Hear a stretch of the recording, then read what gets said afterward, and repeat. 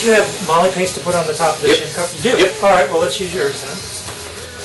What we're going to do is just put some lubrication on the top of the shim covers because we don't want there to be initial friction between the camshaft and the covers at startup. Before oil gets in there. Mine's like the tube comb kind of Just a dig in. good dab across each of the tops of the buckets. Yeah, I always put rubber gloves on mine after the first time.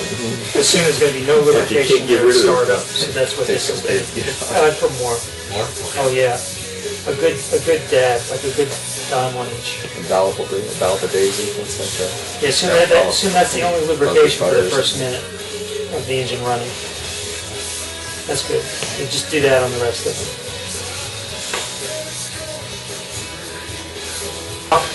There are 2 marks here. We're going to line the chain to those 2 marks that we made before we took it off. Just one little trick that I just noticed right there is as he was moving it, I pulled the top of the intake cam forward to allow him to slip the exhaust cam behind the intake cam, which allowed him to slide in there. So you got to roll it to your left. Roll it to your left. Keep going. Keep going. Right. Slow down. Back to your right. Oop. Perfect? Yep. Is that perfect? Check? Yep. Both sides? Yep. Okay. Now putting these holders back on, you have to be very careful because they've got the dowels in them. So you want to make sure you line the dowels up. And then these aren't going to push all the way down in the dowels. You're going to have to tighten them with a crisscross pattern once you make sure they're lined up. Make sure if you get better angle around it. You're not going to be able to push it in. Yeah, I'm going to pull it full, so I can make sure it is lined up better. One thing we want to do is make sure that our things are lined up right.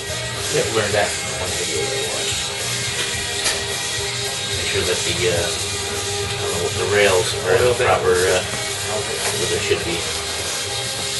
As near as I can tell, they look like they're... There we go.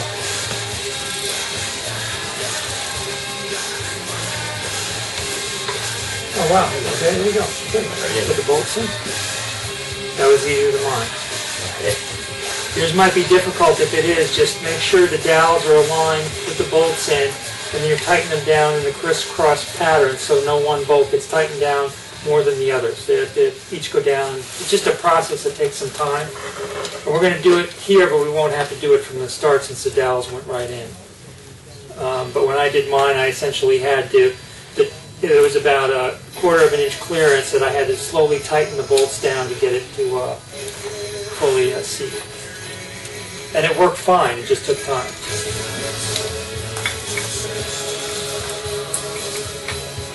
These have dowels as well, and you have the same problem. Oh, this went in very easily.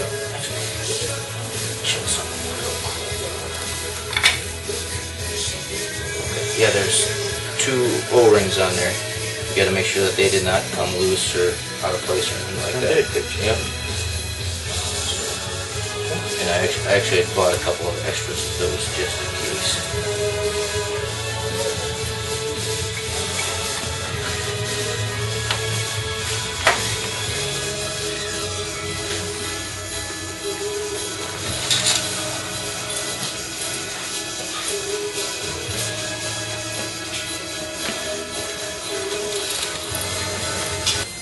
Okay, now you want to go back to the manual and get the torque values for these plates. The first plate's torque value is 12 Newton meters, and the order in which the manual says to tighten them is to tighten this plate first, and then this plate second. So we're going to do this one in a cross pattern to a torque of 12 Newton meters. You said it's your own.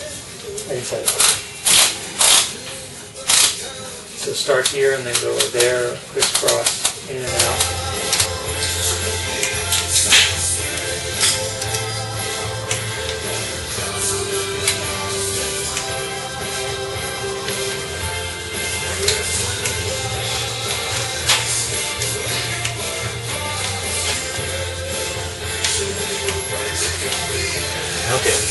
Okay, let's put the top one.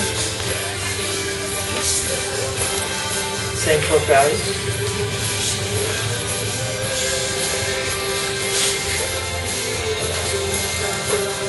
Okay, let's put the top one. Same torque values.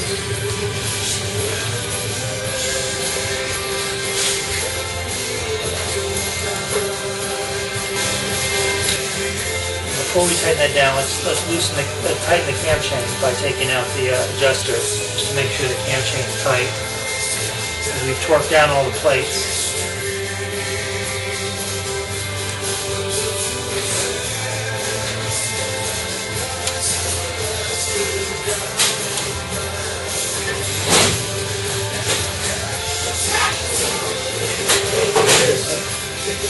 Did you get all the way up? Yep.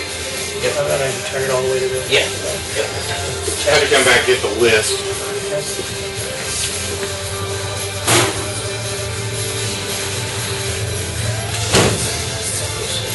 Yeah. Turn it all the way up. All right, good.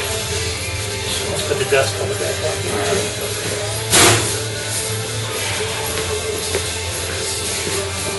Now we get to check the valve clearances. After we're going to rotate the crank several times to make sure that the valves open and close a few times each, so that we've got full compression of the shims into the bucket. And then we'll measure the clearances again, and hopefully we've got good clearances for all the exhaust and intake cylinders on this side. We've got to do both the exhaust and intake again since we pulled the cam off.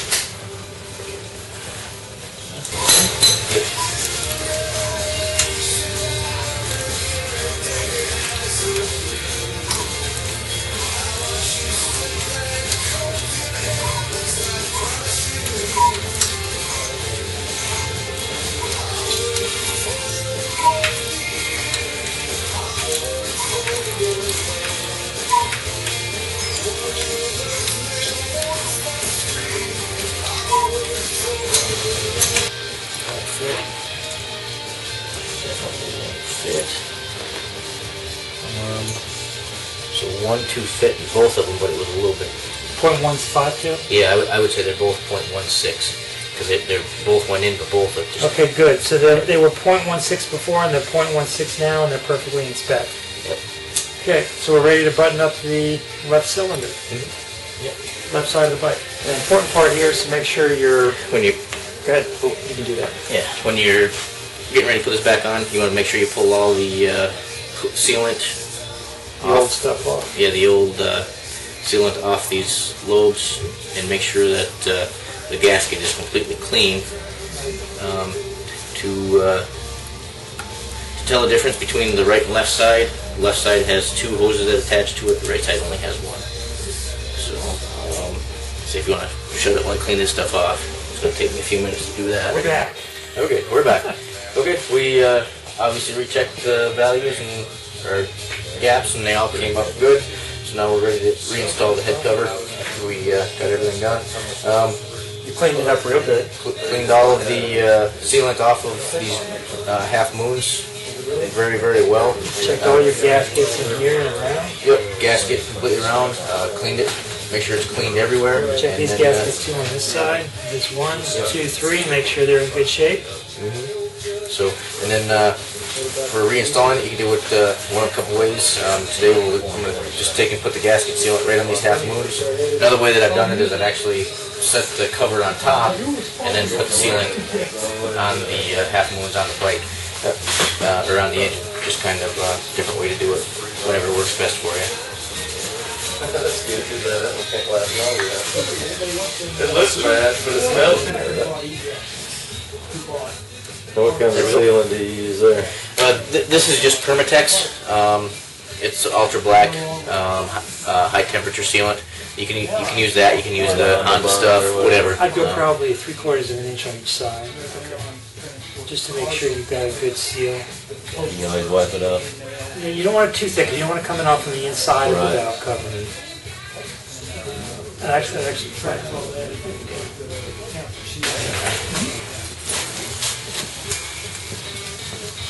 I just came off that side. Make sure all your rubber heat shields not in the way. All the plastics pulled to the side. All the rubber's pulled to the side. It should go on nice and solid. Is there anything up, not anything up on the top you have to worry about No. too much? There was no heat shield that I saw. It went right against the metal. And when you're reinstalling the bolts, the shorter bolt is the one that goes on the back, and the front two are a tad bit longer. And you have to make sure you follow the instructions on how to tighten them, because there's triangles by that one and that one, and I believe that they're tighten them first, if I remember correctly.